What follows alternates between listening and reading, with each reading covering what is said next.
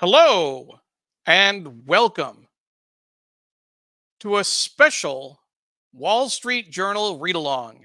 Hashtag WSJ Readalong. Our guest is Jeff Horwitz, technology reporter for the Wall Street Journal. And our host, of course, is Sree. My name is Neil Parekh. I'm the executive producer of the show. We're live on Facebook, Twitter, LinkedIn, YouTube, and our Digimentors website. Please like, please comment, please share. Let us know where you're watching from, and make sure to tag friends who might be interested in the show. This is going to be a very special show, and I've been working with Sree now for about 6.5 years, and every show is special in its own way. In doing the research for this show, this was personal. This is we're going to be looking at some of the dark corners of Facebook and Instagram, as our friend Shashi mentioned on Twitter. As the father of a 10-year-old, is this something I'm very concerned about? We're keeping her off social media as long as we can. And we have a lot of great information to share. If you go to our website, you'll see gift links to articles on the Wall Street Journal. You'll see a link to the Facebook archives, to the Facebook files. There's a lot of content here, and Jeff is going to walk us through it. So we're thrilled that he's going to be with us today. As I said, make sure to let us know where you're watching from, and we can put your comments on the screen. If you're watching on Facebook or Twitter, you have to click on the actual video to make sure you do that. We want to make sure to see your comments. Sometimes people are watching the show, they scroll it, they see it in their feed. But click play on the video so that we can see you. Jeff, of course, is the author of Broken Code: Inside Facebook and the Fight to Expose Its Harmful Secrets. A lot of the reporting that he's done for the journal has gone into the book, and he's done more follow-up. There's even more coming out in the next several days. So we're excited to talk with him. A few of the folks who are watching, Doug Levy is saying good morning from Northern California, not too far from where Jeff is in California. And both of you are up at 5:30 a.m. Eastern time. Thank you so much for doing that. I want to give a quick shout out to my mom watching from Tampa, Florida. Hi, Mom. How you doing? It's always great to have a mom watching. And there's several other people watching. But before we do that, let's go ahead and bring on our host, Sree. Sree, good morning. How are you? Good morning. It's rainy and freezing in New York. I had to take our dog out in the morning, and I am just so happy to be indoors and super excited about doing this particular episode, the Wall Street Journal Read Along, our first ever. And I can't complain. After all, Jeff is up at 5:30 his time in California. So we're going to be talking about the Wall Street Journal. We're going to be talking about his big book. And we do this every Sunday at 8:30 a.m. Eastern. It's usually the New York Times that we read, but we've also read the Toronto Globe and Mail, the Chicago Sun. We've done so many other newspapers, the Washington Post, and we're always looking for opportunities to read the paper with exciting guests. We've been doing this for about 8 years, and it comes from the idea that we love newspapers, we love print, but we also want to fight misinformation and disinformation. One of the things we always say is please subscribe to your local paper or a paper, and certainly the Wall Street Journal. We want to tell everyone that you can watch us live right now on the platform you're watching. We're on Facebook, Twitter, YouTube, LinkedIn, and Instagram. This is my first time doing this full show on Instagram, so we're very excited about it. I'm Sreenet on IG, so please look us up there. And we're also on the digimentors.group website, so please check us out there. Lots of free links to gift articles from the Wall Street Journal. So Digimentors is the company that Neil and I work on together, along with some great colleagues, and we do digital marketing events and digital programs like this. If you like to have a show like this, We do PR and strategic communications, training and workshops, including my new non-scary guide to AI workshops.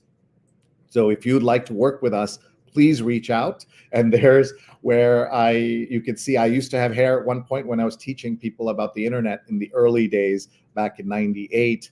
And now I teach this non-scary guide to AI. So please get in touch with us. You can see my email address is sree@digimentors.group. We also want to thank our sponsors at Muckrack. Thank you so much for everything you do, folks. And if you'd like to be a sponsor, please check us out, Sree@digimentors.group and Neil@digimentors.group. It's for journalists. It's for anyone in the comms field. So check out everything that's at muckrack.com. And please tag your friends. They can watch us live now, or as soon as the show is over at 10 a.m. Eastern, we'll be on all these platforms again: Facebook, Twitter, YouTube, LinkedIn, Instagram, and digimentors.group. So I am super excited to talk to Jeff. So our guest today is Jeff Horwitz, who is Wall Street Journal technology reporter and the author of a very important book, Broken Code: Inside Facebook and the Fight to Expose Its Harmful Secrets. And there's so much news around Facebook, including coming up this week. So this is the perfect time to have Jeff as our guest. Hey, good morning. Good morning, Jeff. Perfect day to have this talk, but may not be the perfect timing because it's 5:30 where you are in California. I think I may have identified your problem with getting West Coast subscribers to this one, Sree. But no, I'm happy to be here. Known you for a while, so yeah, delighted to be here. Even if would be even more delighted 3 hours later. If it was a little bit later. So, what time do you normally get up on a Sunday? What's your routine like? Oh man, I would normally be awake by 7:30 to 8. Okay. But then I might very well just sit in bed reading for the next hour. So neither one of these things were possible this morning. Yeah, we have readers in California who have the newspaper on their driveway and still watch in the early morning in bed just to get a sense of what to read later in the day. Let's say hello to a few folks. Diane's watching from Margate, New Jersey. Thank you for bringing this important show to us. Patricia's watching from New York. Paula Kiger, longtime producer of this show, is watching from Tallahassee. Stefan's watching from New Jersey. So looking forward to hearing Jeff's insights. And Ken Fisher is watching from Iowa.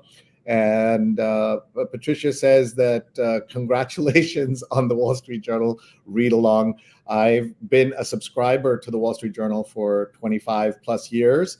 Only recently did we move to the digital only subscription, Jeff. So I've had to print out, just for fun, I printed out a few pages of the print paper. What was interesting is that our printer does double sides, so it's almost like reading a paper where I go back and forth. So funny story, I've been working at the Journal for 5 years now, and as a Journal reporter, you were supposed to, by right, have the paper delivered on the weekend to your house. That has never once happened. Mm-hmm. And I think I gave up about 2 years in trying to get it to happen. So I am also a digital only subscriber today.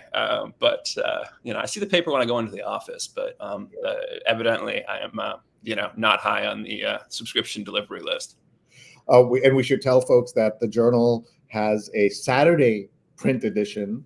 So it's a 6 days a week print edition, obviously updated 24 hours a day, 7 days a week on the website. And we will look at the website. We will look at the front page of the paper, and Neil has Saturday's paper with him, so he'll be coming in and out and showing us the print edition.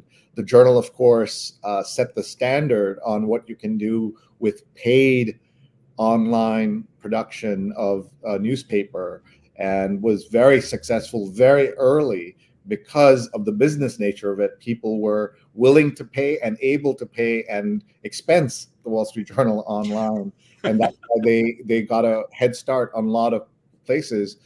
And as you know now, Jeff, so many publications have paywalls of different amounts of leakiness and permeability. But the Journal's the gold standard on how when it comes to paid news content online and digitally. And so we are super excited to talk to you and talk to you about your book and talk to you about life at the Wall Street Journal. So let's start with the book. Facebook and Meta are in the news even this week for a variety of reasons, including action in DC. And also, it just crossed, I saw, $1 trillion in market cap. So despite horrendous publicity for about 5-7 years now, 8 years nonstop, we're seeing that the market deals with it in a different way. Here's what the New York Times Book Review said about Jeff's book. Broken Code fillets Facebook's strategic failures to address its part in the spread of disinformation, political fracturing, even genocide. The book is stuffed with eye-popping, sometimes Orwellian statistics and anecdotes that could have only come from the inside. So let's talk about the book. Sure, happy to. Where should we start? How did you decide to do this? You were on the beat, and at what point did you decide, and how did this come about? I think I was always of the opinion that I was never going to write a book for 3 reasons. The first one was that I didn't think there was going to be a subject that was going to hold my interest for that length of time. I oftentimes fall into the most books should be a New Yorker article camp. Then there was the question of finances. I had, at Columbia, been in Sam Friedman's book class, and I think definitely one of the things that I'd taken away from that was that it was a good thing to do if you didn't need to have a paycheck, but it was a very difficult thing to make any money on. And then the third one was that I have a fairly moderate case of ADHD, which, I sort of tend to jump around in things. All of these were obstacles. The first 2 of them evaporated pretty much because of the nature of the project and of the documents that I received from a Facebook whistleblower, Frances Haugen. I think as soon as I the basic story here is that Frances grew disillusioned at the company and at the end of 2020 responded to a kind of an inquiry from me asking if she'd like to talk by in the affirmative. We met up, started talking. She left the company 6 months later, and when she did leave the company, she had at that point documented 20,000 plus screenshots of internal work product at Meta.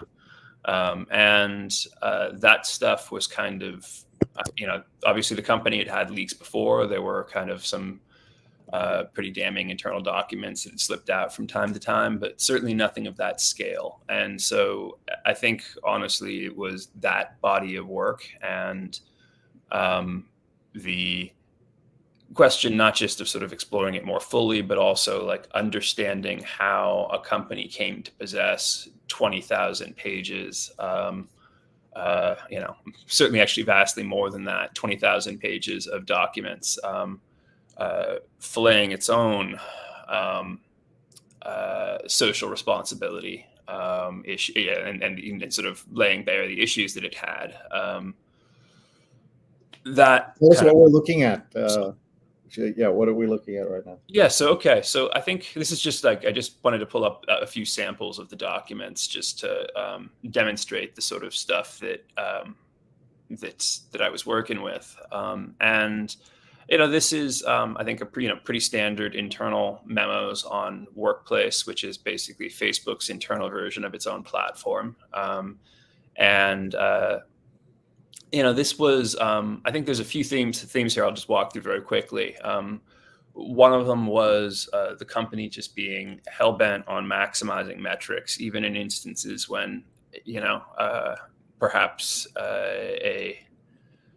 others might have wondered whether the metric were the right thing to be banging on. What's the right thing to be banging on? So let's start with this one. This is from a memo from the friending team in 2018. And Where we are starting out is, Facebook. They like to get to the point very quickly, and they note that the company has been basically just trying to increase the number of connections between users, and that's what the entire team exists for. That is the optimizing friending volume, quote unquote, was the good.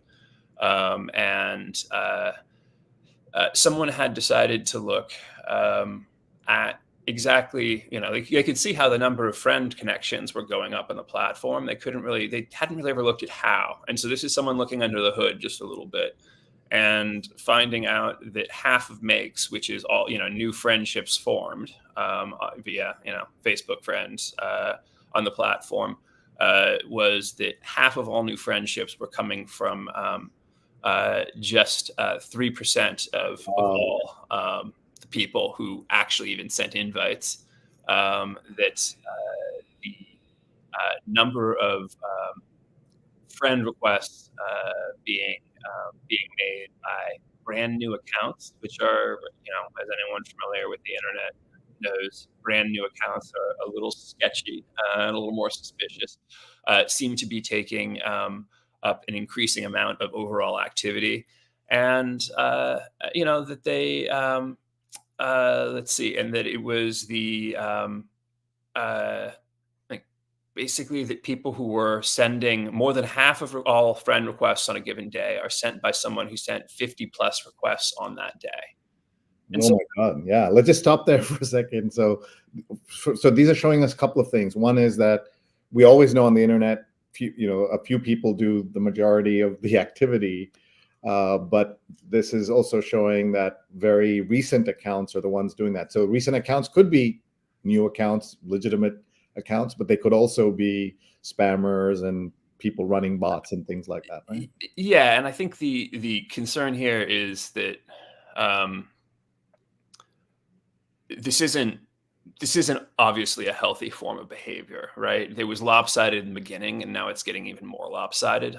And I think, if you think about sort of what is the purpose of the platform, and it's to foster legitimate social connection, and at least theoretically. And when was the last time you made 50 friends in a single day? Is, I guess, the question I would ask. So this kind of fit the pattern of hyperactive use, which was a problem across the platform, as you note. This is something that is not uncommon elsewhere on the internet. But the strange thing about this is that the company just basically hadn't bothered to look until this. They'd been doing this for a couple years on this team, and oh whoops, it turns out that most of the activity is coming from people who are putting in 50 friend requests a day, which is to say not probably the most high quality friendships, if that makes sense, or high quality connections. And so this is the sort of thing that just like the company just didn't really think about on a regular basis. That I cut off the discussion for this just for privacy purposes, but the internal response to this was like, well, maybe people in the global South make friends differently. Like, as in like, let's just keep on working on this number, right? Keep on increasing this number. And so, so this is kind of a very metric driven focus. I think that's certainly the point of that particular document. And then, I think this is from 2020. It is a document on civic groups on Facebook. And for anyone who's sort of followed Facebook for a number of years, whenever there's a problem on the platform, groups, which is like a very large, often very lightly moderated and highly, algorithmically ranked feed. Whenever there's a problem, groups is just basically like hold my beer. And this is, I think this is one of the things that the company said, we've been working on fixing, misinformation and sort of, overseas influence attempts. And this is like right before 2020, the election. And it turns out that they hadn't really made much headway, that basically civic groups would just explode out of nowhere. that they were often created or controlled by foreign operations. This is about civic groups about American politics, and that they are full of hate speech, violent incitement, misinfo, anti-vax content, etc. Just to leave that, other varieties open. They actually found that 80% of the groups that the top political groups on Facebook were quote unquote non-recommendable because I'm sorry, no, 70%. Sorry. It's sometimes these statistics slip away from me. And then you see sort of, So I see 70% of the top 100 most active groups are considered non-recommendable for issues such as hate, misinformation, bullying. So their own product, they're saying, is yeah. This isn't. I mean, if you look at, like, as we all know, and I think it's something that comes more naturally, perhaps, to journalism than to social media. The top of the leaderboard matters. It's not only what is, the biggest winners, it's also what everyone else is going to emulate themselves after, right? And it turns out the top of the leaderboard for Facebook groups was total crap, and frequently stuff that was coming from, let's see, I believe financially motivated Albanians is a reference in here somewhere. One of my favorites. And then, the problem here being is that all of these sort of just like trash group operations are ongoing. And the company sort of has a very hard time taking a position on quality, right? Like taking down a group because it's run by Macedonians and spammy as hell and, playing in American politics, which might seem like an obvious thing, is something the company just almost won't do unless that thing is pretty much like put on trial internally. And so you have like basically months getting spent in the run up to the 2020 election by really talented people who are putting all this stuff together and analyzing it and demonstrating, sort of where all the, the mitigations would be. But they're spending months attempting to just like knock out individual trash groups, as opposed to like looking at how the system could be made so that it doesn't yield those trash groups, of like 300,000 to 400,000 users within the span of a week and a half, which, I think, again, as someone who focuses on audience curation, and this is something I think that is perhaps easier for people in journalism to understand than sometimes in social media, growth that fast is very hard to make quality. Let's just say that. Sure. I think that's a good rule in life. I mean, one of the things, Jeff, I've always said is that what's common sense in real life is also common sense in social media. And one of the things that a lot of folks who are thinking about all of this say that, where was the common sense among the the Facebook staff to understand that this is not what they should be doing and making those corrections? Mistakes happen in any it was the common sense element was, I think, in the integrity team, right? So there's I think Facebook really, there's a couple things that go into this in terms of answering that question of like, how did it get like this? The first one is you just got to keep in mind that so you and I would have been awful as early employees of Facebook. And the reason we would have been absolutely awful is that we would have spent a whole bunch of time like thinking and deliberating over product features and, being sort of, okay, let's test that out for a while and see how it, that would have been a loser move. The correct strategy, I think, as Facebook very well demonstrated, was to iterate as quickly as possible. And by iterate, I just mean, you try two features, you see which one makes the numbers go up, and whichever one launches more, whichever one produces more activity, launch it.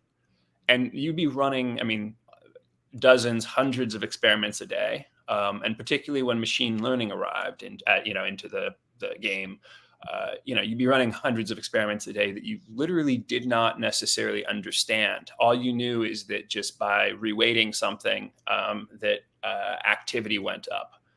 And this is something that, like, for us is, I think, makes the hair on the back of your neck stand up, because it seems like a terrible idea, but it worked. It worked fantastically. I mean, there's a reason why this is a $1 trillion company, and they won what was basically a land grab situation. And so, that said, I think what turned out to be good for growth was not necessarily good for governance. And the company very intentionally split its staff into the growth team and product staff, which basically everyone there was working to boost internal metrics, usage, and so forth. And then very belatedly, really after the 2016 election, they formed the integrity team, which was kind of supposed to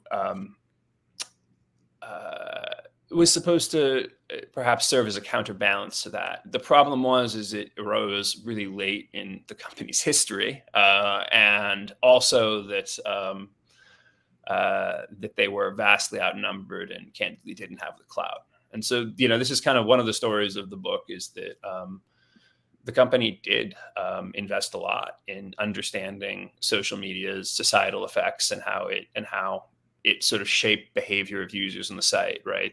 Demonstrating that this was not just sort of like a neutral place where people posted things and then somehow the best material rose to the top. They did this really interesting work. But the problem is that work was really not,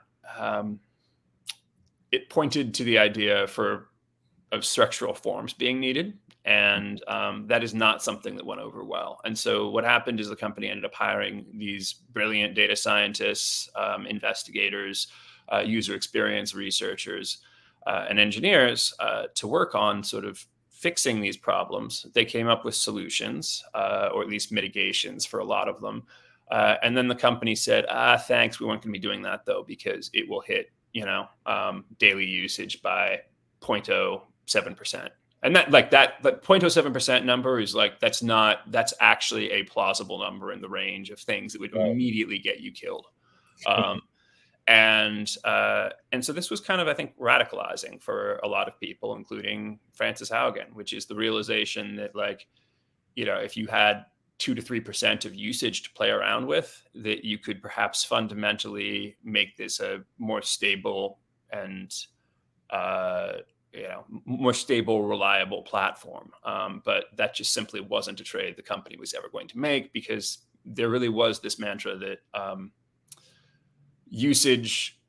Facebook is good, therefore more Facebook usage is good. Therefore, anything that makes Facebook usage numbers go up is also good. And I think you can see where there are some like real problems with that, right? Like, if I was going to try to max out the Wall Street Journal's daily subscription numbers, or daily page view numbers, I would probably make up a story about how Joe Biden had been assassinated by Hamas or something. And we'd do great that day. The problem is that, long term, that doesn't really work. So, and I think what it was is just kind of the company really sort of did take a really hands-off position on quality, which is, again, something that in journalism world seems bizarre, but from the point of view of just numbers going up, made a lot of sense. Folks, you're listening to a conversation with Jeff Horwitz, Wall Street Journal technology correspondent, reporter, who broke many, many stories about the inside workings of Facebook because of his reporting, his contacts, and a treasure trove of more than 25,000 pages of documents sent to him by a whistleblower named Frances Haugen. And, if any of you are wondering about the quality of the image you see, which is one of the 25,000 pages that she sent, because she was taking photos on her burner phone off her laptop and sending it and collecting them. And then technically, Sree, this was my burner phone. It was on loan from the Wall Street Journal. This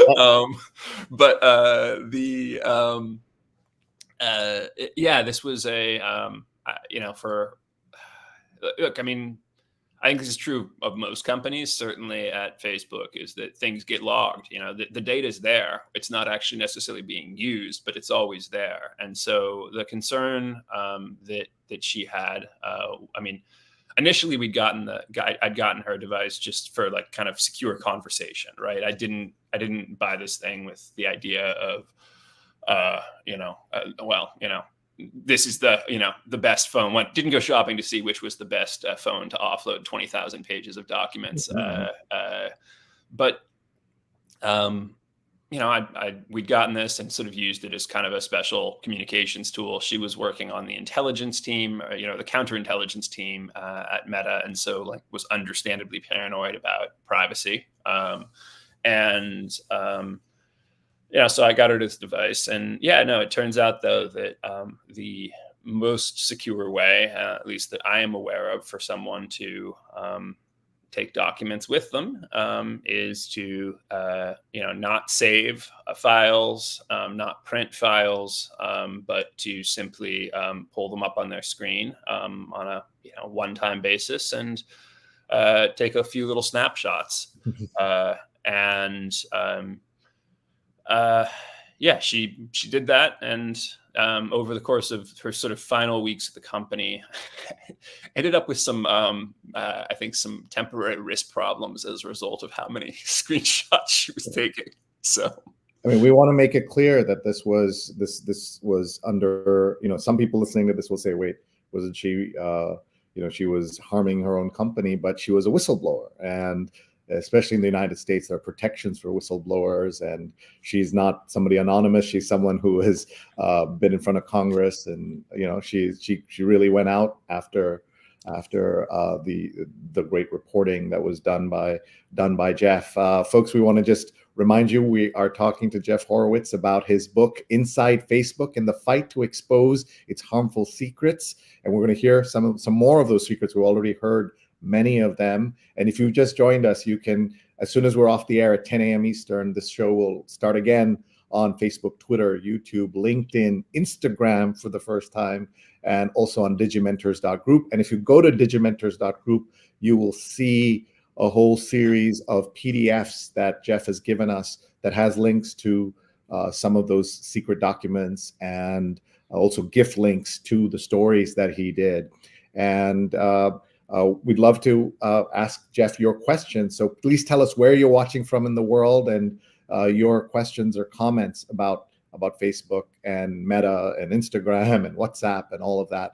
One thing that I did mention earlier, Jeff, is that all this great reporting, all this anger about Facebook, all this talk of people leaving Facebook and everything else, and the company has just hit an all-time high in its stock. So how do you explain what seems very, very easily on that one? Look, the people talking about leaving Facebook are not the core user base.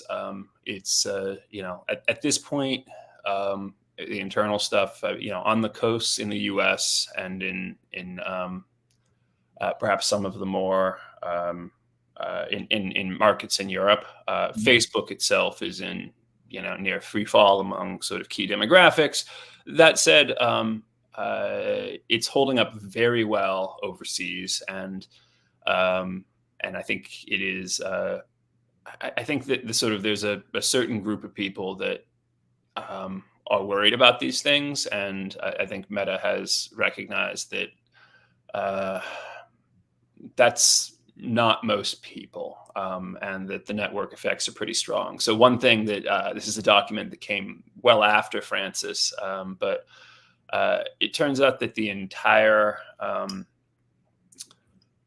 effect of the Facebook files in terms of Facebook usage, like all of Francis's revelations, that actual usage recovered within a week, and that was that.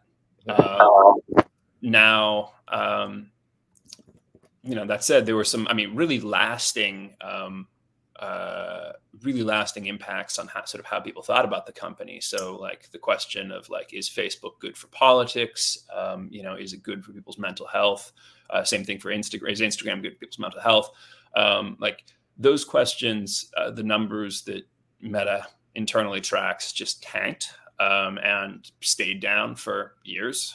But usage itself, this is a platform optimized for it, and they're very good at that.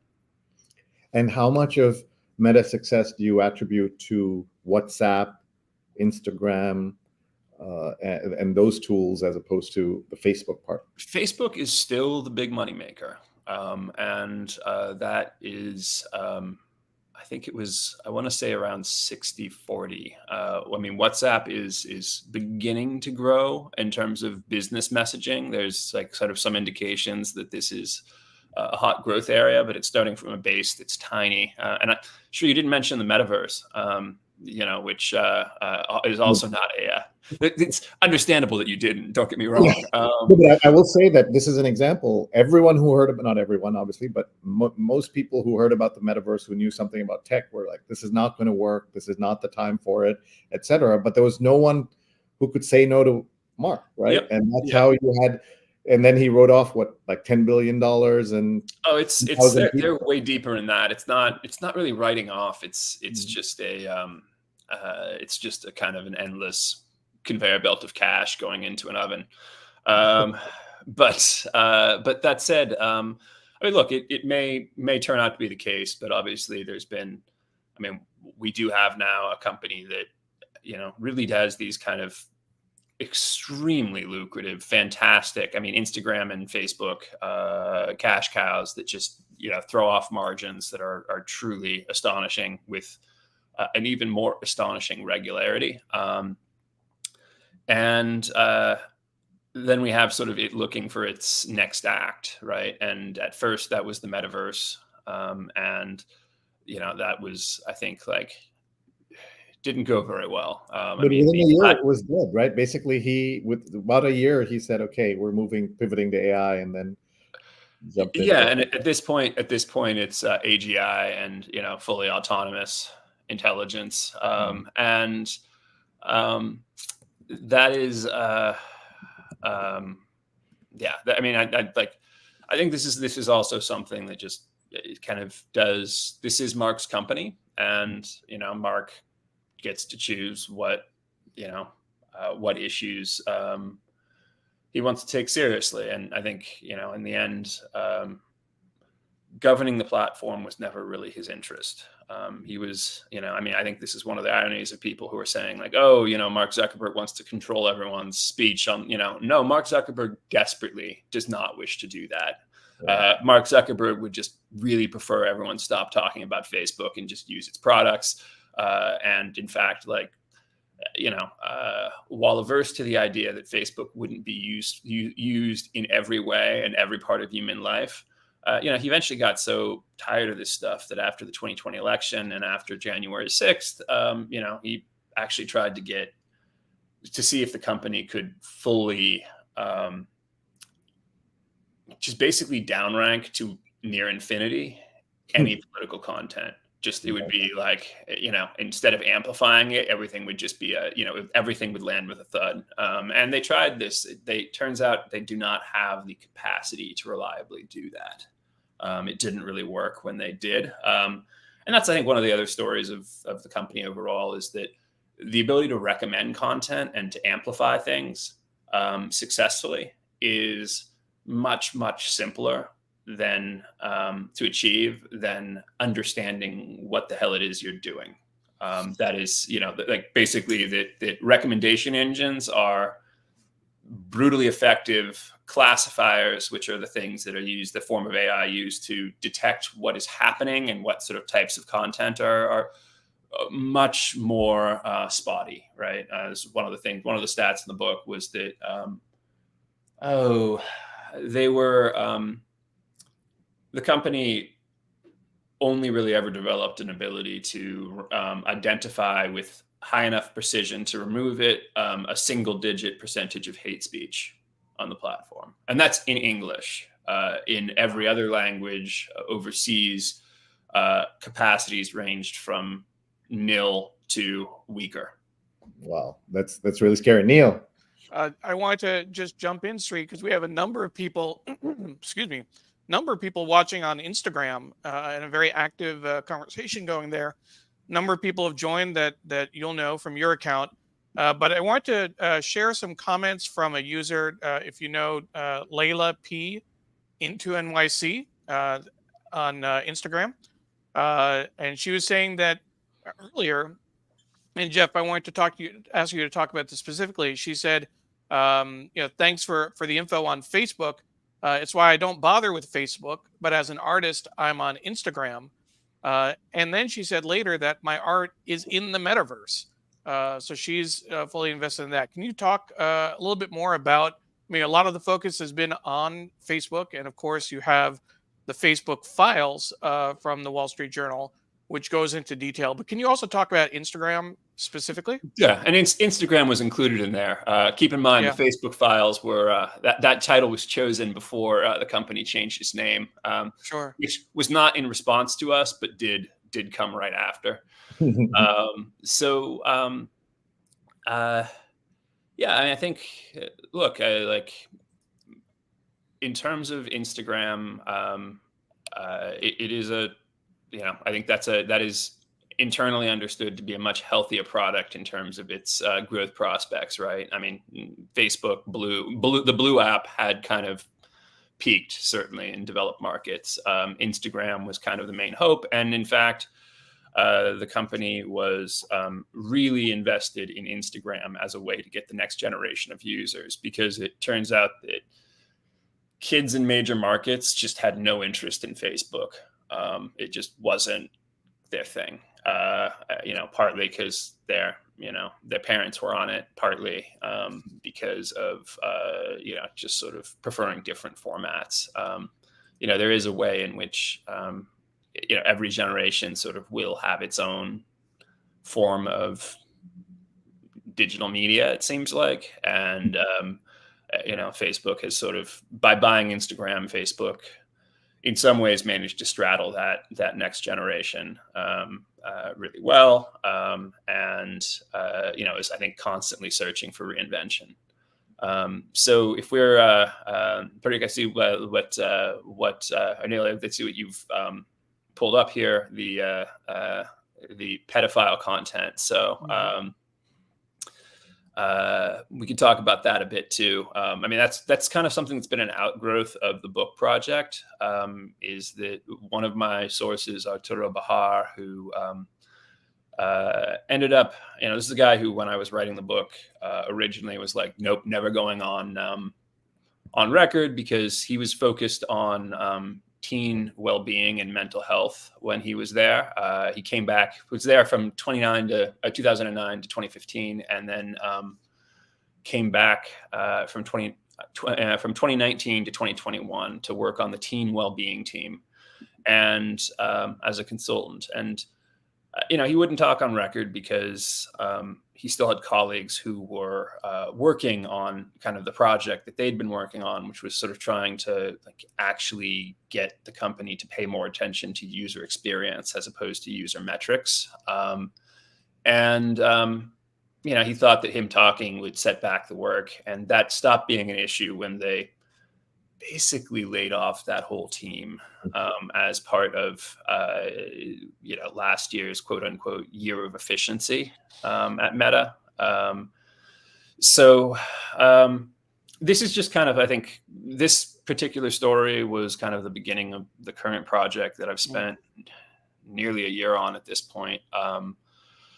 The general idea here, and this is it's just so basic, but I think something that we've really struggled to understand in terms of how social media plays in society, is that, going back to what I was saying earlier about how recommendation systems being extremely powerful, but not very well studied or understood, is that it turns out that there is nothing more obvious on the internet than someone who is sexually interested in children from the point of view of an algorithm.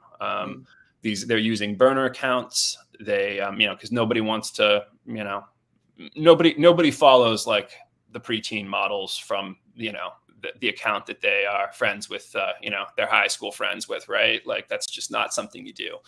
And so they're using burner accounts. They are,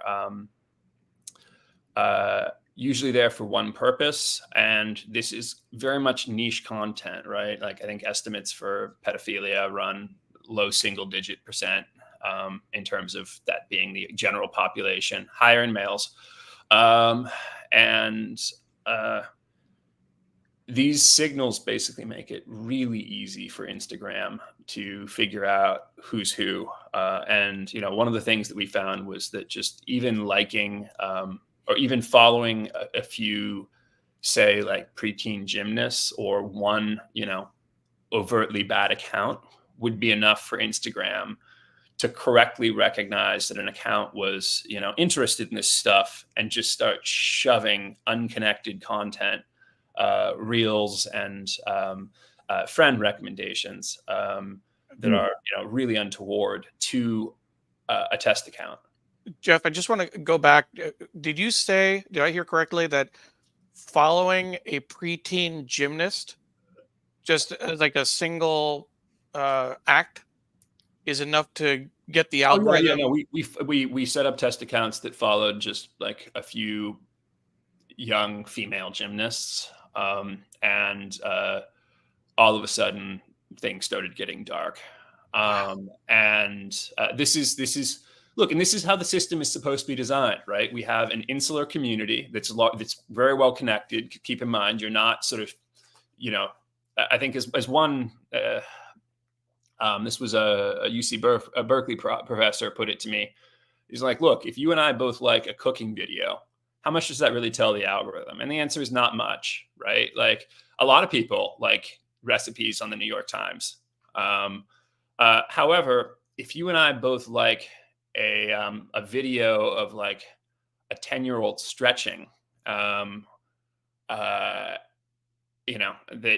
like is just kind of a little, shall we say, a little bit like something that you wouldn't really want to be watching, that tells them a lot. Right? Because that's a very clear signal. And it turns out that like, rather than necessarily radical content,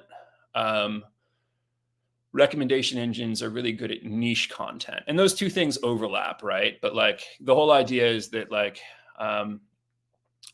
that's the more sort of specific and easy to peg your interests are, the more the algorithm's going to cater to them, because it will rightly guess that it'll have a high level of confidence that it's going to be serving up content that's relevant to you. And so this is just kind of the natural outgrowth of the systems they built. It's completely understandable and predictable even that this would happen. Now in this story, we were talking about how just the scale of this group, right? Because pedophilia is fairly rare in the sense that low single digit percentage of the population per psychiatric studies I've seen seem to suggest that this is, that's what that's sort of its prevalence in the general population. But the crazy thing is that when you have billions of users, a low single digit percentage of them adds up to millions or tens of millions. And so in this instance, we were finding that Facebook was actively pushing fully public groups with names like incest, or, like little girls, or beautiful boys. And these things had literally hundreds of thousands of members. There was a 700,000 user group called Schoolgirls, Colegialas in Spanish, that was just completely inappropriate. And wow. I think this is something that the company did when launch a task force internally on this stuff, because the recommendations were just so horrendous. But the interesting thing is, rather than sort of dealing with the recommendation side of things, this was kind of viewed as an enforcement problem. So like I spent, with my colleague, Katie Blunt, 4 or 5 months, just, reporting these groups first via Meta's own systems, which user reporting systems, which, shall we say, generally did not work. And then to Meta's comm staff, which generally did work. But obviously that's a privilege that does not apply to the general public.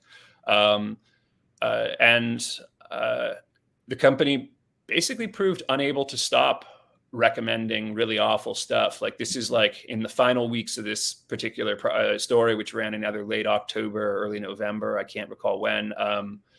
This was December 1st is when it was updated. Okay, got it. So it was recommending groups on chloroforming children. I'm not making that up. Like that was like where the recommendations had gone, because they'd shut down the groups that, I was a very bad group member because I kept on reporting all of the groups that I was being recommended. So it just kept getting screenshotting them first, right? Screenshotting them first so that you had the record, and then yeah. There's only so many records of that you really want. But it's true. I mean, but point being is like this is kind of built into the product, and the question of like, I think this goes to some of the current debates and congressional stuff. Again, there's like COSA, Kids Online Safety Act, which is, there's currently a push to try to get the stalled child safety legislation that people were talking about after the original Facebook files going again. But it's, and I think there's a lot of discussion about things that are, good, bad, or potentially either about that bill. That I don't need to get into the details of COSA, but this is kind of the general concern, is that the recommendations are just extremely powerful and kind of largely there's a laissez-faire approach taken to this stuff. I mean, one thing that another story that was in there was about recommendations and for Reels, which is Instagram's video product. And like bluntly, like the stuff that major American brands were running up against were just like absolutely disgusting. I mean, it's still too early on the East Coast, much less out here, to be like really getting into the exactly what this was. But like basically borderline child pornography was running next to ads for Disney and Walmart. I think this is one of those things where like we're just shy of Facebook's 20th anniversary of its creation. And it feels like there's some like extremely basic features of the systems that, not just Facebook, but other platforms, but that we still haven't sort of fully come to grips with, namely, how to deal with, responsibility for recommending awful content. So, and this last story that you pulled up right here is about the arrival of encryption on the platform. And I think this is one place where, for years, there's been this kind of very stale and gridlock discussion of encryption, which is privacy advocates love it, and it protects you from overreaching governments. And law enforcement people say, oh no, it's going to, encourage, this is going to help out pedophiles and terrorists. And I think the thing that like this story sort of aimed to do was note how much the context matters, that encryption is a technology and a tool that is, perhaps should be evaluated in terms of how it's being used. And the concern, I believe Adam Mosseri, who's the kind of the chief safety guy at Meta, referred to bringing encryption to this fully public, fully discoverable platform with recommendations as a quote unquote victim discovery service. That's, again, Meta safety team's own appraisal of this back when the idea was originally floated. The concern is that like, it's one thing for you and me to, all right, we've met each other. We, have been in touch. We swap contacts. You've got my phone number, and now we communicate privately. It's another thing for like basically anyone in the world being able to immediately go fully dark, right? And I think like this gets into the question of, is it a living room conversation, as Mark Zuckerberg says, or is it a back alley conversation? Both of these are, private conversations. One of them, though, is with people you'd invite into your living room, and the other one is, something perhaps a little more unsavory, right? So anyhow, this is just, I think, again, part of the reason I wrote the book, and all coming out of the book is just like, there's so many basic things we still kind of aren't grappling with. And before I turn it back to Sree, sorry, I was going to tee up the hearing on Wednesday that's coming up. This is all. I mean, there have been several hearings, but things are starting to move in Washington. You're going to have the CEOs of Meta, Snap, TikTok, and X.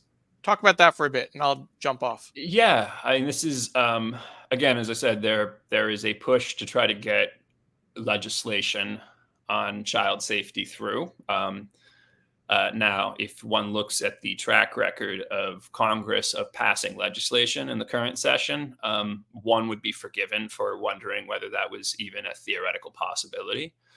But this is obviously something that's drawn wide bipartisan attention. I think there's, for many years, it's been the case that legislators are unanimous in being extremely angry about social media, and in particular Meta. They just can't figure out sort of what the common ground is in their anger. And this might be, this seems to have drawn a significant amount of bipartisan attention. And that's happening this Wednesday. So people should look for Jeff's reporting in the Journal and learn more about this. I mean, if you've been listening, folks, there have been so many disturbing things that Jeff has already revealed in the paper and has highlighted here, including a group called Chloroforming Children. No. That was called. That wasn't the name, but that was definitely the subject. That's what they were doing. Yeah. There was one, however, called "Only Women Are Slaughtered," which was like a strangulation themed group. Oh my God. This is like one of the, and that was running ads, incidentally. That one had ads running against its content.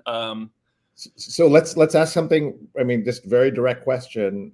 How much of this can Facebook, if it took its money, its energy, resources, attention at Zuckerberg on down, what could they do about this? I know you said internally they said they can affect it 1% or something, but a lot. I mean, look, but they're just not doing it. I think it is true, as the company states, that there will always be bad people and bad things on the internet. There is no doubt about that. The thing that sort of Facebook has control over is the amplification and spread of content. And I think it's worth thinking about, again, coming up on the 20th anniversary of this company, that the Facebook, when it was created, or even circa, 2009, 2010, bears almost no resemblance to the product now, right? We still have profiles, people still post things. Okay, we got that going. But the feature set, and also in particular, how much unconnected content gets served to people, namely stuff that from people who are not, they're not your friends, you're not following them. The arrival of content ranking, this is just completely restructured the guts of the product. The same thing goes for Instagram as well. I think one of the things that was extremely apparent for the people who were doing this work inside Facebook or inside Meta was that the approach of trying to just take down all the bad stuff, they didn't have the capacity to do it. They didn't have the staff, they didn't have the technology, they didn't have the will. What they could do was slow the platform down to some degree. And, what I mean by that is say, establish limits on how many people you could friend today, friend per day, along the lines of that memo we were looking at earlier. You could make it so that content doesn't go viral quite so quickly, giving fact checkers more time to actually, vet high profile stuff, because, a persistent problem they had is that by the time fact checks would come down, 2/3 of the traffic that a post would get, an extremely viral post would get, would already be in the bank. So, you were kind of fighting over just kind of the longer bit of the tail there in terms of audience. It didn't make it any less successful. There were all of these different things. Or even things like limiting how many comments users could leave per hour, right? So like, this is a thing that came up during COVID, is that anti-vaccine activists were regularly managing to hit what was then the limit on comments per hour, which was 200. And if you think about quality of content again, I can guarantee that if I post 200 comments per hour, I can pretty much guarantee that those contents are all crap. Yeah. Right? It's cut and paste, and it's also it's just basically spamming the platform. Sure. But this is just kind of where the company set its limits, again, because they really don't like cutting back on things that increase usage. And obviously people commenting is a form of usage. Sure. Well, folks, we are talking to Jeff Horwitz and his book about Facebook and his work at the Wall Street Journal. And we have several questions that have come in, Jeff, and I want to get to them. We have about 30 minutes left with you. We also want to take a look at the paper. Neil has the physical paper that he's going to show us. But we can't talk about social media without talking about Twitter, which I refuse to call X, but of course. Can't we?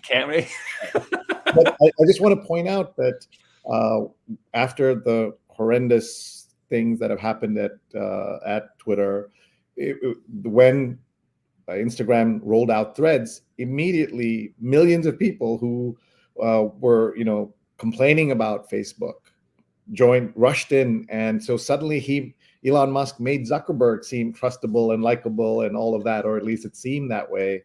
So the internal user surveys do not bear that point out. But okay, keep going.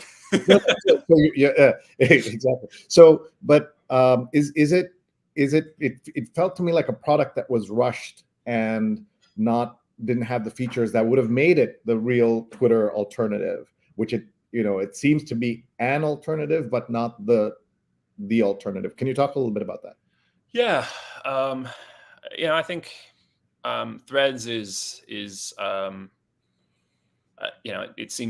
doesn't seem to me like it's clear what entity is really going to emerge in that space between sort of Twitter in declining health and Threads and Blue Sky and various other alternatives. But I think one of the things that people at Meta who'd done safety work were just sort of they were just sort of like, oh no, not this again, right? Watching sort of Elon speed run many of the shall we say learning experiences that social media had. It's like almost as if like it was when you hear somebody be like, oh, we believe people are mostly good and it'll all work out, which incidentally you also hear in the AI world is like kind of being an operational statement. That translates to, we are paying no attention to us getting gamed, and we're about to get gamed really hard, right? Threads, I think it's a really, I am not much of a user of it. Obviously they had this initial truly massive boom because they were pushing this out to every user in the world of their products, and that is one hell of a platform, right? But at the same time, I think sort of sustained usage has been more of an issue. It seems like after the initial boom and then bust of usage, things have sort of stabilized. So I think it's a formidable competitor at this point. I think, again, a big part of the reason why people and our profession in general both love Twitter and candidly never really exposed it to the same level of scrutiny, in journalistic work, I think, as we did Facebook, because we liked Twitter. But a big part of that was because of, kind of community curation. And I think you can see some instances of that similar to Reddit. There are some, really interesting communities there. But whereas I think that made it a little easier for people. So in other words, it was kind of a controlled form of growth. And I think that, it definitely didn't produce the biggest social media platform out there, but I think it certainly produced one that people who are in the news or interested in news really adored, even if perhaps some of the same bad incentives, namely all engagement is good engagement, aka fighting is fun, as a form of entertainment. Sure. Had some of those same features in it, and I don't know that the ranking was always good. To address that question, we have from a listener viewer. Yes, I definitely did end up with a fully blank profile. I deleted all of my old posts. I did come back to the platform a few months back because I was publishing a book, and I felt like I owed it to myself and my publisher not to just like completely go dark, but with some reservation. I don't, these days I use Blue Sky if I'm looking for a Twitter-like experience, which seems to be a little slower and a little more limited, but also a little less batshit. And like a little less porn spammy. So all of those things are in my mind, a worthwhile trade-off. Sure. Yeah. Well, let's just go through quickly some comments. Miriam says she finds Threads very confusing. Also, some of the new Instagram features. Patty said, I seriously had no idea it was so out of control. Bless you, Jeff, for revealing the truth. And that's and Patty's very news aware and paying attention. Oh, Patty, get the book. It's even worse. It's even worse than I made it sound. Patty has a question for you. How did writing this book change your life, and how long did it take you to complete it? It took me. So I think had committed to do the book by December of 2021, a few months after the Facebook files work, and I took off 9 months from the journal to work on this. And I would say that how it changed my life is, first, it made my life immeasurably worse for a period of time. Just in the sense that I was kind of exhausted after the Facebook files stuff. That had been a very long year. And then all of a sudden picking up a new project was more than a little daunting. That said, like, I think, and I've been lucky to have this at a few points in my career. Sometimes, it was academic. I had 2 stints on fellowships at Columbia. But being able to sort of take a break from the daily or at least measured in days time period of sort of regular working journalism and just like going super deep on something really does allow for a different type of thinking. Like sort of synthesizing all of the, that the kind of the high points of the Facebook files reporting, all the craziest stuff, right? Like how Facebook had been forced by Apple to deal with, a explosion of human trafficking content, like people selling maids because Apple was threatening to kick it off the Apple Store. Folk on how it had, sort of cut sweetheart moderation deals with basically everyone powerful, political and, cultural, just to never take down their stuff. In many instances, I mean, some people literally were exempted from moderation. How the company had changed politics in terms of encouraging, anger-inducing stuff. All of those things were there in the original story, but like kind of the story of like how this all came to be and what it all meant and kind of where we as a society are in adapting to this very new and sometimes wonderful and sometimes highly problematic form of communication. I think that was really great. And I mean, it was kind of a way to, and I think it just made me really familiar too with kind of the company's approach and how things sort of routinely went wrong. With the child safety stuff, it's almost like, it's felt like I could like almost like walk into that you know, the problems with my eyes closed, just thinking like, okay, well, like given the company's approach to this, how is this going to go wrong? Click, click, click, click, click. Oh yeah. And so that was you know, I think it was a really wonderful experience. And, you know, I've been on the Facebook beat for 5 years now.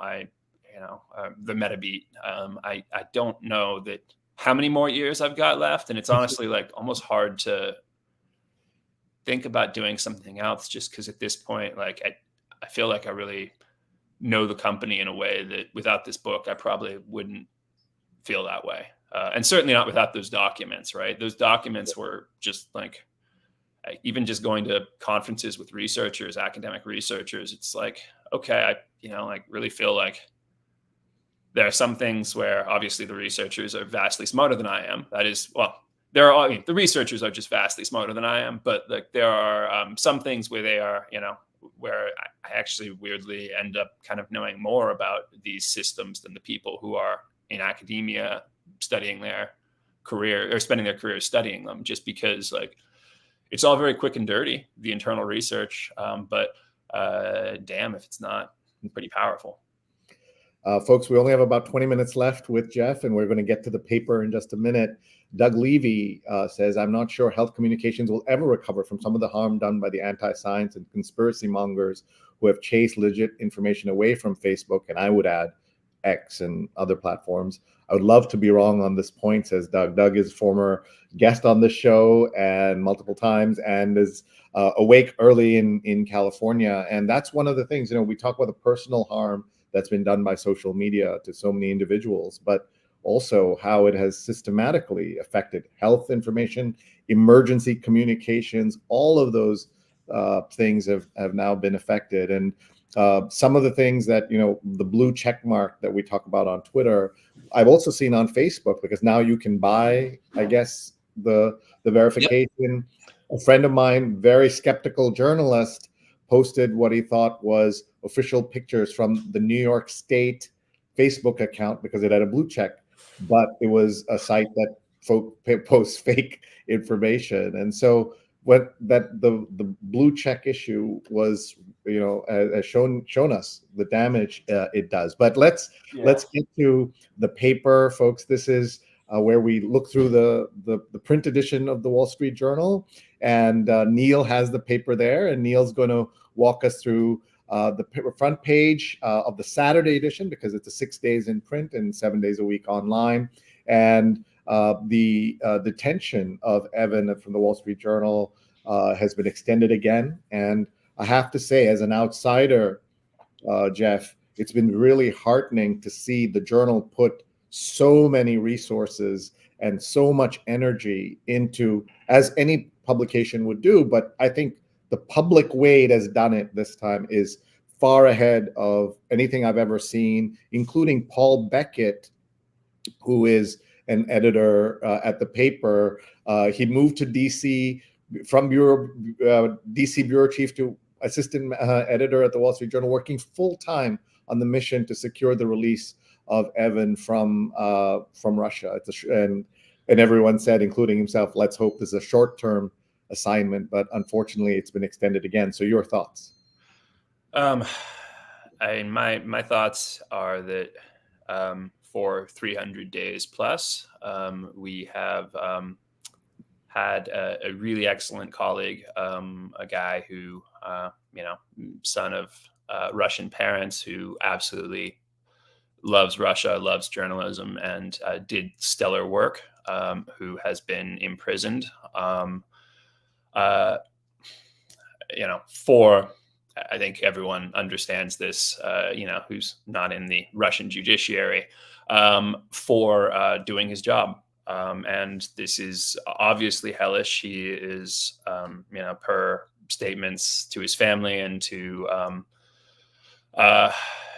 diplomatic, U.S. diplomatic staff who gets to visit him from time to time, holding up about as well as could be expected. But I mean, this is obviously, and nor is he the only American or even the only American journalist who's currently detained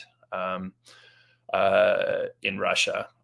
It's absolutely tragic. I agree with you that, I think we've all been sort of proud to see the level of attention that the Journal has maintained on trying to get this resolved and get him freed, so he can go back to being a regular guy and a regular journalist, as opposed to a prisoner. So I think it's been, I think all of us, sort of the rank and file, it's really good to see from the institution that's been just such a consistent focus, right? That we have all the sort of, I think it's excellent. That story is the above the fold on the front page of this weekend's Wall Street Journal as we talk about this. And here's a comment. I worked with Evan at the Moscow Times. He was doing his job. That's what gets you arrested in Russia today. Plan accordingly. I hope you can turn every stone to help him, he says to you and your colleagues. Yeah, look, I think we are trying to be optimistic about it all. And he's a great reporter, and I would really, I have a number of friends at the Journal who work closely with him, and I think they are all looking forward to when he is back on staff and able to. Well, he is on staff, but he's, shall we say, able to get back to work. Sure, and there, this is not about Russia, but we have seen journalists held for long periods of time who have been freed and come back to journalism, including my old professor Terry Anderson, who was multiple years held in Lebanon and come back to journalism. So we hope that's the pattern here. Let's look through the paper very quickly. This is the Saturday edition, multiple sections, and here we'll just kind of flip through. Neil's just looking at it, and Neil could be a hand model, as you can see as well. And many folks who read the Journal online may not have seen the weekend edition in print like this before. So there's the What's News on the left, and then the lead story on the right about Trump's $83 million World Court story. Yeah, that the international courts. Yeah, they didn't. Yeah, so there's the framing of all of this is also interesting. So here it says rejects demand, but of course. There are other interpretations of what they said. Door stays open for rate cuts this year, and election marathon would test oldest nominees ever. And then the Journal runs what it's called the A-head, which is a story because of the letter. It looks like the letter A. The tourists besiege African wildlife and reserve your cheetah for 4 p.m. These are the kind of sometimes human interest, sometimes quirky, sometimes funny stories. What's been your experience getting into the A-heads? I have only written one A-head in my time at the Journal. I personally am a little afraid of them because they are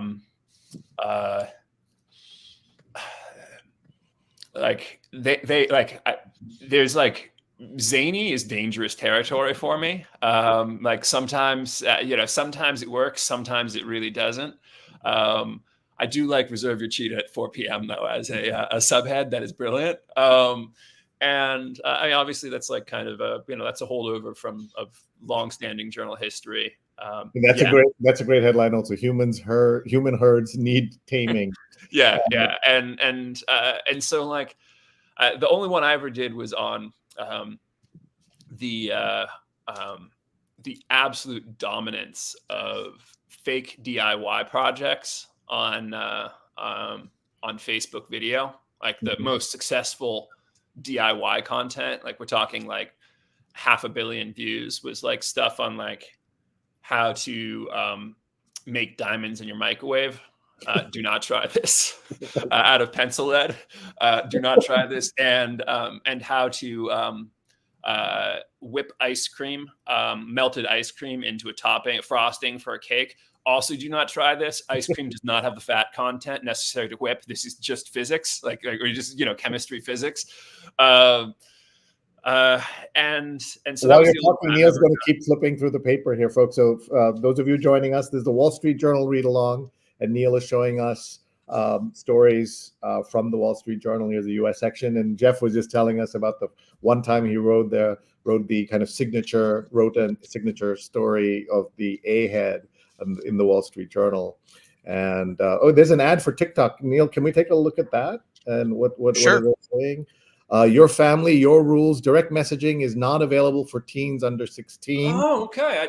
I had not actually seen that. That is that was a TikTok made that very same point in one of those stories that we were showing earlier on encryption, which is the question of, I think this is an interesting one, particularly given sextortion situations and sort of the explosion of sextortion, because unfortunately, it turns out this is a weakness of apparently young male psychology, is that when someone reporting to be a young woman sends a young male nude pictures of herself, that young male will apparently almost invariably send back a picture that involves both their dick and their face. And at that point, extortion begins.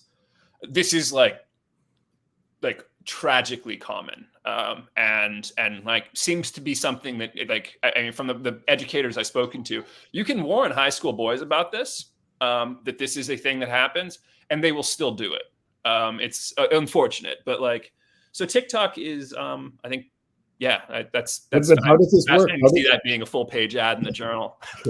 How can they confirm if someone's under 16? This is if you are saying you're under 16. So if you register as for Instagram as a 13-year-old, and you follow somebody who says, hey, follow me in the comment section to your post, and they are a 42-year-old man with bad intentions, not me, but they can begin sort of at this point on at least on Facebook, fully encrypted communication with that child, right? Which is a high risk. And YouTube decided that it was not a good idea to have this. I think this is just like a standard feature choice, right? YouTube decided no direct messaging for anyone. You can't direct message a YouTube creator. They shut that feature down a few years ago. TikTok has said, no direct messaging at all for users under 16. For 16, 17, and 18, you can, but you've got to turn it on because it's not the default. Anyhow, this is just, I think, an interesting thing heading into that hearing to see TikTok making that push. Sure. And you can find more information at tiktok.com/safety if you're interested. Diana, who's watching from San Francisco early in the morning, says, I'm here to learn how to make diamonds in a microwave. Damn it, Diana. I if you've learned nothing. Do not do that. Here is, so he's just flipping through the paper. We just looked through some of the comments here. Dr. Tachi's watching from Fort Lauderdale. Check out her excellent Instagram show and the world news and everything else that you see here, obituaries. Whenever you have a Wall Street Journal reporter, it's always worth giving them a chance to explain the difference between the Wall Street Journal editorial section and opinion and the reporting, which I think people just don't understand. I mean, most people don't. I think the boundary is more porous elsewhere, perhaps, where there's kind of a regular history of people going from, at the Times, for example, there's reporters who kind of end up doing, kind of things that are theoretically on the opinion page, but that look a lot like reporting. Obviously, we have the lead. Sorry, just to interrupt, but the lead on the editorials about TikTok and how it's being used in the crusade for trying to prevent some of the the environmental abuse, and so it's you can't escape the social platform stories, Jeff. Yeah, both a blessing and a curse for someone who covers them. So yeah, and then we have our sports page where again we do good work. Sree, there's I want to make sure we take a moment to look at the review. Their cover story, and it's referred on the front page if you see that in the top left, how we can control AI. The technology's rapid advance threatens to overwhelm all efforts at regulation. We need our best tech experts competing to rein in AI as fast as companies are competing to build it, by Eric Schmidt. And Eric was, of course, the chairman and CEO of Google, and so that's what he's saying. So, but this is an opinion section, right? So this again, Jeff, you were trying to make the point. This is not under the opinion section necessarily. Oh, okay. But it's I don't understand. It is related, but yeah, the opinion page is sort of a very separate operation, obviously a long-standing institution at the Journal. And I think generally what we try to say about the opinion page is that it is not related to the news page. And I think both sides are probably happy about that. So that's that.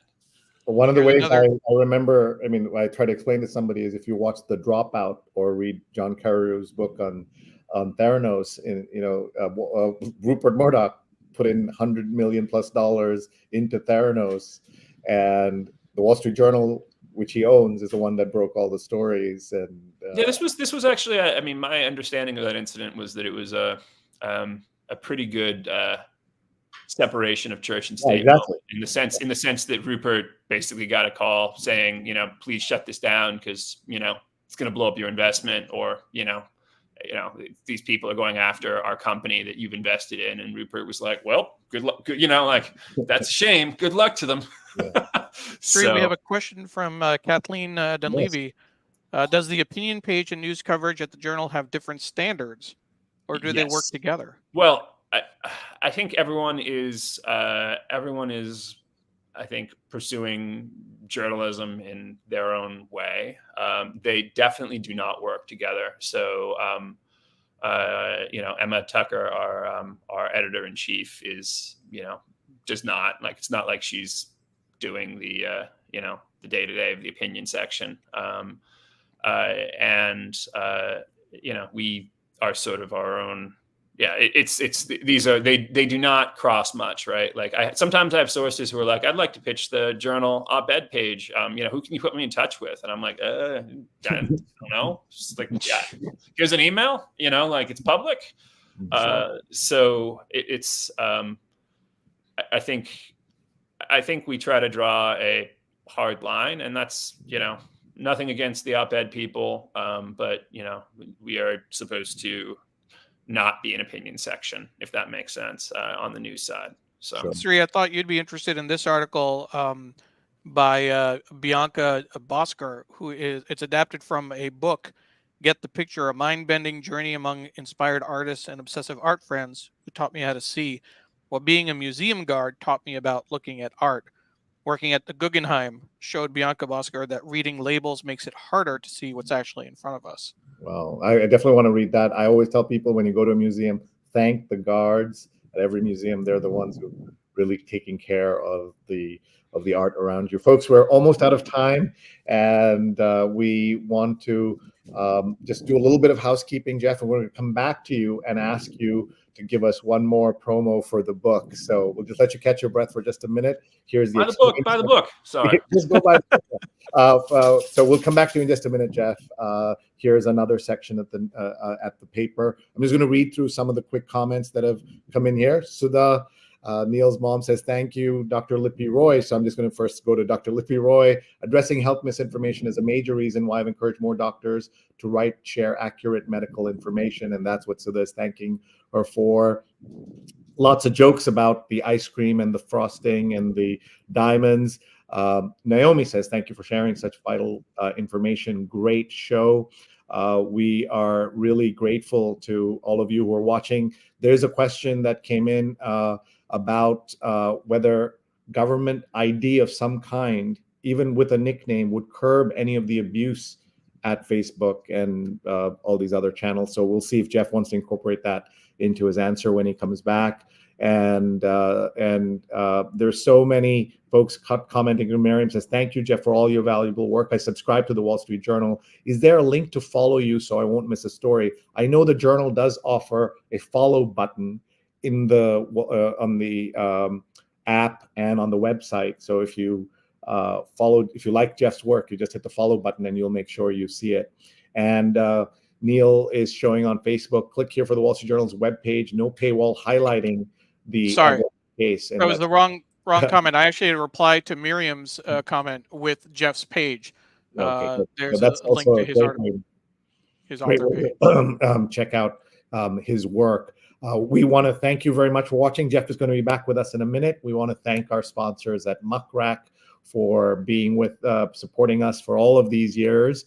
And we want to remind everybody that we do this show as part of Digimentors, the company that Neil and I are part of, and where we do shows like this. So if you'd like a show like this, let us know. We also do training, workshops, and PR, marketing, all that kind of help that we would love to work with you on your digital footprint. Let us know. Reach out to us, Sree@digimentors.group or Neil@digimentors.group.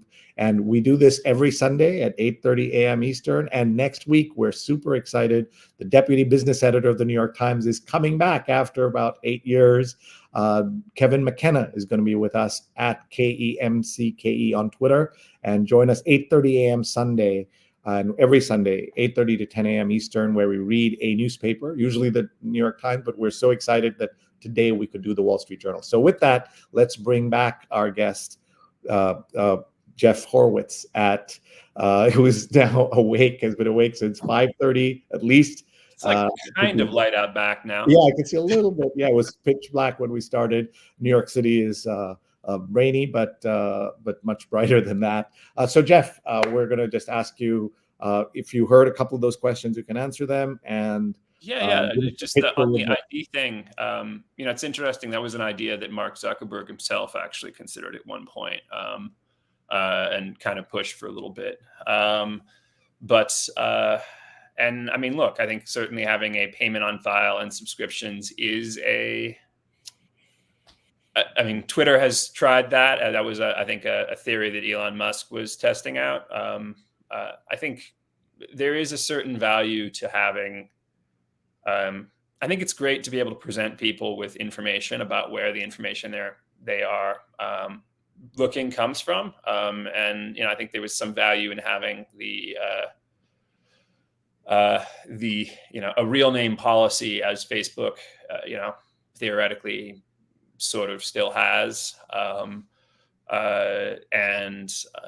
Obviously IDs would potentially be useful there. There's obviously a lot of value of anonymity though. And in some instances, it just would be great if it were perhaps easier for people to tell whether an account was one that was being anonymous or whether it was in fact the person who it said it was. So, these are, I think these are sort of some questions that still haven't been ironed out. But definitely, I think vetting IDs was not viewed as a panacea for, all of social media's ills, but obviously whatever you can do to instill trust in that system is valuable. So tell us about your book and why everyone. That's right. That's right. So that's right. My book, I should promote that. So it's I think it is different from a lot of Facebook books in that it does not, I think it was in the New York Times review, does not begin in a Harvard dorm room. It really sort of begins with both with sort of Frances Haugen and then jumping right back to the aftermath of the 2016 election, which is kind of when all of the internal work studying itself that Facebook did began. And, I think it would be it is people, insiders at the company, grappling with what Facebook has wrought and just understanding the dynamics of how the choices the platform made to benefit usage and potentially also itself have sort of shaped just how we interact and talk to each other. It's a lot of that work was remedial. And yes, it is available as an audiobook, and I did read it, which was a lot of fun. So I appreciate that. That's definitely available. Well, Jeff, thank you so much. We are really proud of you at Columbia Journalism School, the fellow alum. And I was there when you were a student. I was a dean there. I knew how driven and terrific you were as a student. And to see your enormous success has been wonderful. And thank you, I would just say, on behalf of all users of social media and just people understanding how these platforms work. Your book was about Facebook, but it talks really about the problems with social media. And so telling, especially parents, so that they can understand what's happening with their children, that some of these things are not bugs in the system. These are features, may not be intentional, but they became features. And that's why your title of your book is so good, Broken Code, that it's systemic, some of these problems. And that's what we're seeing. Neil? No, I think it was great. And as I said in the opening, I really encourage people to go to our website and find the articles that Jeff and Katie have written on Facebook and Instagram. There was an incredible amount that Jeff shared in the show that really just stops you dead in your tracks in terms of the way the algorithm works and the groups that are out there. And the reality is, and as we know, Sree, like we do a lot on social media, every day between Facebook, Instagram, Twitter. With all the problems on Twitter, we're still using it. We're still, pushing out content and engaging with people.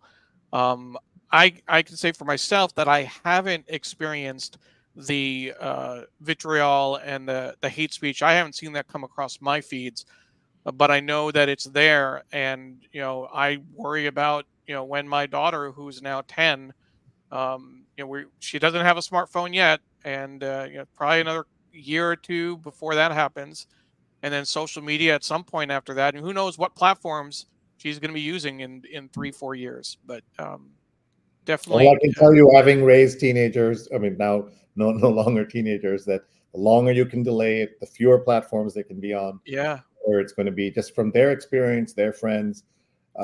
It's really a problem. And I feel like because they are now 20, they had missed the TikTok stuff when they were that age, that where it would have most susceptible to it. So, but no one's immune. We've seen, Jeff, as you know, adults who are affected so badly by this, and a lot of the election stuff and everything is about adults. They're not about kids. How they've been manipulated by all these platforms. Diana says, great guest and great show, and thank you so much. Jeff, final word? No, thanks for having me. I really appreciate it. Worth waking up for. Have a good day, you guys. That's the ultimate blurb, Sree. Worth waking up for. Thank you. Great. Thank you. Take care. Thanks very much. And thanks, everybody. We'll see you next week.